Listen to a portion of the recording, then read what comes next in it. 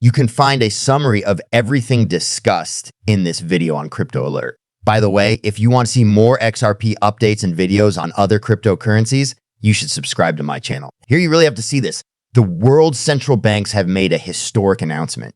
They invested heavily in the cryptocurrency market in the last quarter of 2024, with a large chunk of that money going into XRP. The 45-member central banks of the world-renowned Basel Committee on Banking Supervision have recently released a detailed report outlining their crypto asset exposures, providing insight into the increasing impact of digital assets on more conventional financial sectors.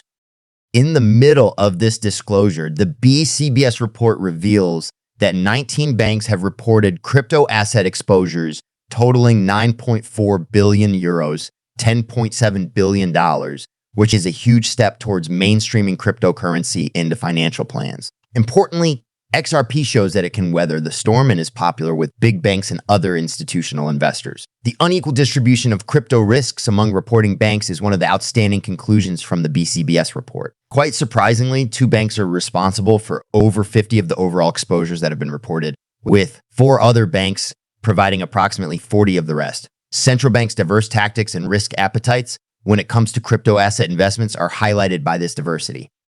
Among reporting banks, XRP, the native digital asset of the Ripple network, established itself as the 3rd largest altcoin. According to the data presented in the paper, these financial institutions have XRP stakes worth a hefty 188 million euros, $205 million, or 2 of the entire exposure. This substantial distribution highlights the evergreen value and practicality of XRP in international monetary systems. The legal dispute between Ripple and SEC has not yet ended.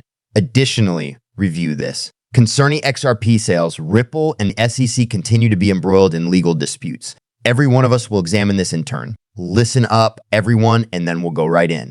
It would appear that issues around cryptocurrency are never fully resolved. The ripple effect, the outcome of the legal process between Ripple and the U.S. Securities and Exchange Commission, which has been ongoing for a number of years, is still up in the air. The timeline for most recent motion regarding the subject has been set by Judge Sarah Netburn. Updates on the XRP versus SEC case, Ripple moves to dismiss SEC's compensation and final settlement request. As stated by defense attorney James K. Phelan, was the subject of a rescheduling order that Judge Netburn issued and is scheduled to return on April 26. In addition, a prominent analyst with background as a former federal prosecutor revealed in an article that the securities regulator has 3 business days until April 29, 2024 to respond to Ripple's action. The blockchain firm would then have an additional 3-day work week to address the motion.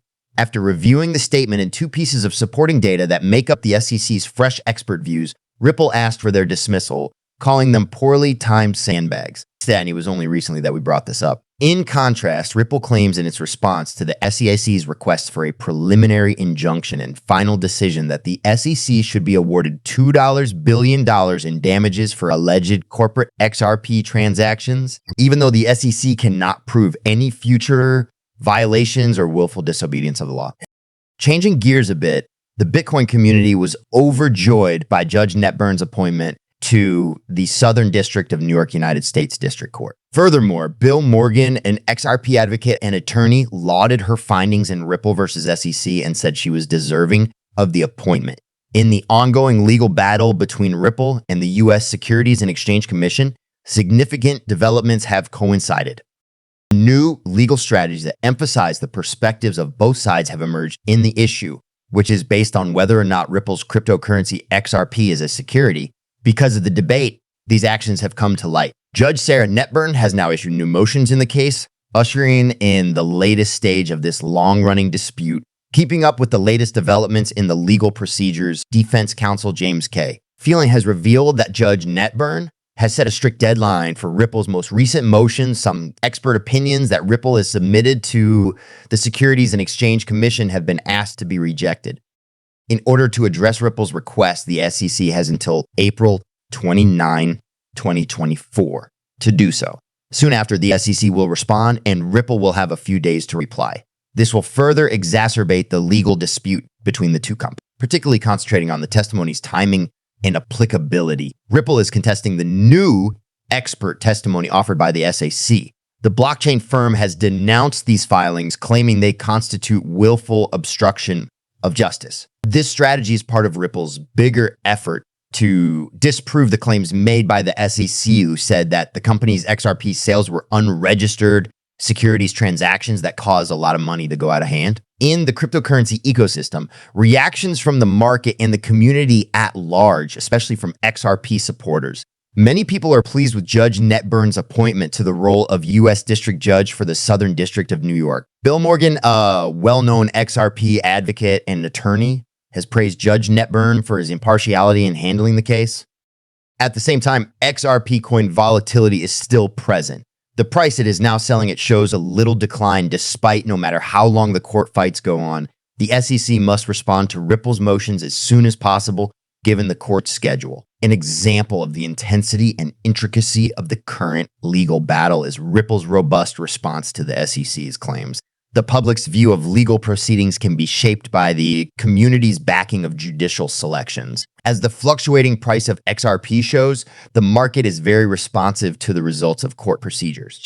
Since this legal issue is far from over, nobody knows what the future holds for XRP, and that in turn could affect the cryptocurrency market generally. Everyone is waiting with bated breath for these issues to be resolved, as they could set a precedent for how the U.S. securities legislation treats digital assets. The SEC has been given until April 29th per the accompanying scheduling order by Judge Sarah Netburn to respond to Ripple's request to strike. After receiving the opposing brief from this act, Judge Netburn allowed Ripple 3 business days to submit a reply brief. The SEC's poorly worded response to Ripple's opposition brief has nothing to do with the court's scheduled briefing schedule. There is a tight relationship between the created briefing schedule and the Ripple motion to strike. Ripple filed the request to strike on April 22. New expert documents that bolstered the SEC's opening brief were sought to be struck in the motion. Andre Fox is an accountant who testified during discovery for the Securities and Exchange Commission without being identified or told that she was a witness in the agency's enforcement division, according to Ripple's allegations. Fox looked into Ripple's bank accounts and other facts to back up the SEC's proposal for a $2 billion fine. The SEC also sought to appoint Andre Fox as a summary witness for Ripple, which is an important development. Summary witnesses are only allowed to restate what has already been found. They are not allowed to offer any fresh information. Due to the proximity of the filings to the SEC's reply brief deadline of May 6, per the agreement made between Ripple and the SEC would be granted 5 working days to present a brief opposing the motion to strike. Worries over XRP's future have been heightened by the fact that an unidentified whale transferred 27.43 million XRP to Bitstamp.